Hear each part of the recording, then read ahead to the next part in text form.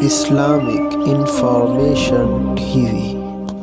ربنا هب لنا من ازواجنا وذرياتنا قرۃ اعین وجعلنا للمتقین اماما.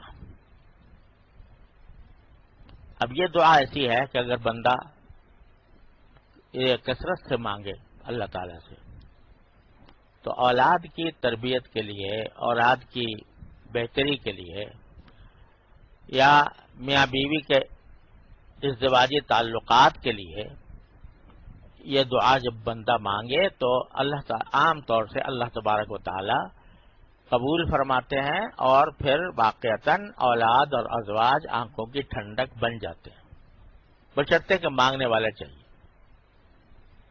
اللہ تعالی سے مانگے.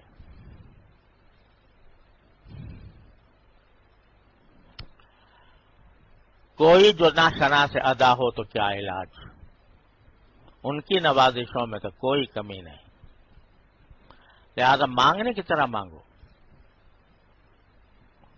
میں نے ایک بزرگ سے سنا، بڑے عالم کے بارے میں سنا کہ وہ فرماتے تھے کہ الحمدللہ میں روزانہ نماز میں جو درود شریف کے بعد جو دعا مانگی جاتی ہے اتحیات میں نا، جب آخری رکعت میں بیٹھتے ہیں تو درود شریف ہوتا ہے، اس کے بعد ایک دعا ہوتی ہے. عام طور سے لوگ ربنا آتنا فی الدنیا پڑھ لیتے ہیں کوئی.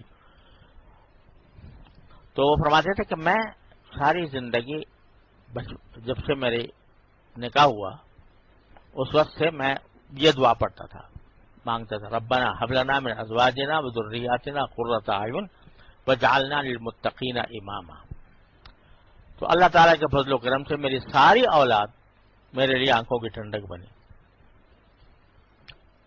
کیونکہ کوئی نماز خالی نہیں تھی اس دعا سے.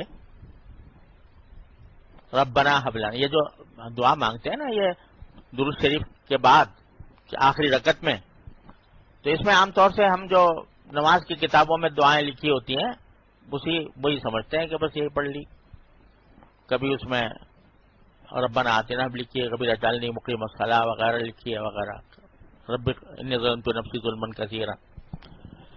تو لیکن یہ جگہ ایسی ہے، یہ جگہ، یہ مقام اس وقت ایسا ہے کہ اس میں کوئی ایک دعا نہیں منقول کہ بس اسی کو مانگنا ہے ہر وقت.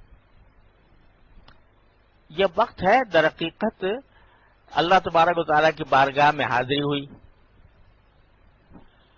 اللہ نے توفیق دی، نماز پڑھی، 4 رکعتیں پڑھی، 2 رکعتیں پڑھی، 3 رکعتیں پڑھی، جتنی بھی اللہ نے توفیق دی پڑھی. جب بالکل ختم ہونے لگا، نماز ختم ہونے لگی، قیام ہو گیا، رکوع ہو گیا، سجدہ ہو گیا، قعدہ ہو گیا، جب رخصت ہونے کا وقت آیا تو اللہ تعالیٰ فرماتے مانگ لو یار، اس وقت کچھ جا تو رہے ہو، جانے سے پہلے کچھ مانگ کے جاؤ.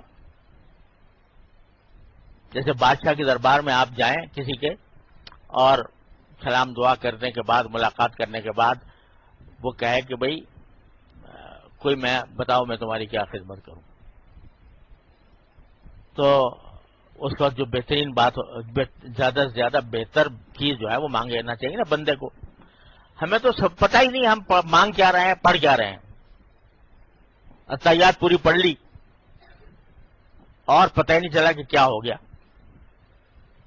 التحیات للہ والصلوات والطیبات، اللہ تبارک و تعالیٰ کو تحیہ کرنا ہے، اس کے بہترین حمد و ثنا کے الفاظ اللہ تعالیٰ کے سامنے پیش کرنے ہیں.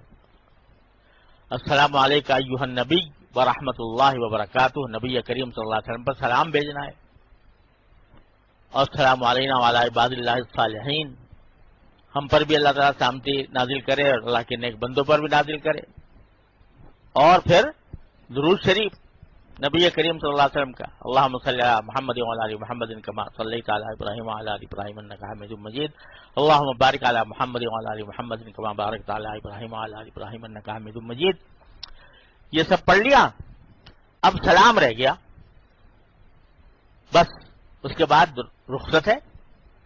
تو اللہ تعالیٰ فرماتے ہیں ارے بندے اب یہی تو وقت ہے تیرے مانگنے کا، تو اب تو کچھ مانگ لے. تو وہاں ضروری نہیں ہے کہ بس ایک ہی دعا مانگ لی بس کافی ہو گئی. جتنی چاہو مانگو، قرآن کی جتنی دعائیں ہیں ساری مانگ لو، کوئی بھی مانگ لو. اور احادیث میں جو نبی کریم سرور عالم صلی اللہ علیہ وسلم سے جو دعائیں منقول ہیں وہ مانگ لو، جو چاہو مانگ لو، اور کثرت سے مانگ لو، جتنا تمہارے پاس وقت ہو دعا مانگنے کا. تو مانگو تو یہ رخصتی تحفہ ہوگا اللہ تبارک و تعالی کی طرف سے. اب ہمیں کیونکہ پتہ ہی کچھ نہیں، ایک خودکار مشین ہے جو چل رہی ہے، وہی سورہ فاتحہ پڑھ رہی ہے، وہی سورت پڑھ رہی ہے، وہی رکوع میں جا رہی ہے، وہی سجدے میں جا رہی ہے، وہی بیٹھے بیٹھے بس یاد ہے، پوری طرح رٹا ہوا ہے معاملہ، التحیات سے لے کے اور ربنا آتنا تک سب کچھ رٹا ہوا ہے. دل کہیں ہے، دماغ کہیں ہے، تصورات کہیں ہیں، لہذا پتہ ہی نہیں کہ ہم کیا کر رہے ہیں. تو جو بندے اللہ کے وہ سوچ سمجھ کے کرتے ہیں، تو وہ بزرگ کی بات بتا رہا ہوں، تو وہ کہتے ہیں میں ساری آخر میں جو دعا مانگتا تھا وہ یہ مانگتا تھا، ربنا هب لنا من ازواجنا وذرياتنا قرة اعین واجعلنا للمتقین اماما. تو محض ایک رسمی کارروائی نہیں بلکہ دل سے مانگتے تھے، ہر نماز میں مانگتے تھے. آپ سوچو کہ کتنی رکعتیں آدمی پڑھتا ہے، اگر صرف فرائض اور سنتوں پر ہی اکتفا کریں تو کتنی مرتبہ مانگی گئی ہے دعا سارے دن میں، اگر آدمی پڑھتا رہا تو درجنوں، روزانہ درجنوں بار اللہ تعالیٰ سے مانگ رہا. تو اگر آدمی سوچ سمجھ کے اور دھیان کے ساتھ مانگے گا تو پھر ممکن نہیں ہے کہ اللہ تبارک و تعالیٰ رد فرما دے. تو اس وجہ سے اس کا دھیان بہت کرنا چاہیے. یہ دعا کثرت سے مانگتے رہنا چاہیے، اپنی اولاد کے بارے میں، اپنے ازواج کے بارے میں.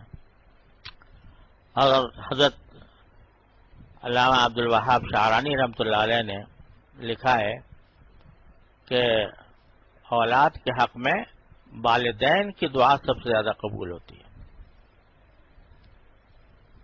تو اس واسطے اس سے کبھی